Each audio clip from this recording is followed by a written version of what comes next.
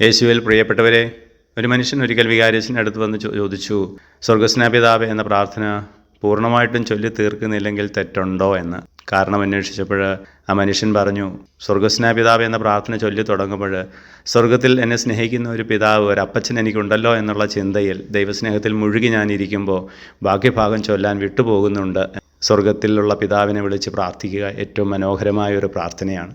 Israel സമൂഹം ദൈവത്തെ ഭയത്തോടും വിറയലോടും കൂടിയാണ് കണ്ടിരുന്നത്. ദൈവത്തിൻ്റെ മലയെ സമീപിക്കുന്ന മൃഗത്തെപ്പോലും കല്ലെറിയണമെന്ന് കർശന നിയമം ഉണ്ടായിരുന്നു. എന്നാൽ ഈശോ ഈ ഭൂമിയിലേക്ക് കടന്നു വന്നപ്പോൾ മനുഷ്യർ ഭയത്തോടും വിറയലോടും കണ്ട ആ ദൈവത്തെ പിതാവേ, അപ്പച്ച, ഡാഡി, പപ്പ എന്നൊക്കെ വിളിച്ച് പ്രാർത്ഥിക്കുവാൻ ആണ് ഈശോ നമ്മളെ പഠിപ്പിച്ചത്. അങ്ങനെയുള്ള ഒരു അനുഭവത്തോടു കൂടി പ്രാർത്ഥിക്കാൻ സാധിക്കുക ഏറ്റവും മനോഹരമായ ഒരു പ്രാർത്ഥന. എൻ്റെ അപ്പൻ എന്നുള്ള അനുഭവത്തോടു കൂടി പ്രാർത്ഥിക്കാൻ സാധിക്കുന്നത് വളരെ ഭാഗ്യമാണ്. വിശുദ്ധ ചാവറ കുര്യാക്കോസ് ഏലിയാസൻ ഈശോയിൽ പിതാവിനെ കണ്ട് എൻ്റെ അപ്പ എന്ന് വിളിച്ചാണ് മണിക്കൂറുകൾ പ്രാർത്ഥനയിൽ മുഴുകി ജീവിച്ചിരുന്നത്. സ്വർഗത്തിലുള്ള ഞങ്ങളുടെ അപ്പനായ ദൈവമേ, ഞങ്ങൾ ചോദിച്ചത് കിട്ടാതെ വന്നപ്പോൾ അങ്ങേ ഞങ്ങൾ കുറ്റം പറഞ്ഞിട്ടുണ്ട്. മക്കൾക്ക് നല്ല ദാനങ്ങൾ തരാൻ അപ്പൻ അറിയാം എന്ന് ഞങ്ങൾ വിശ്വസിക്കുന്നു.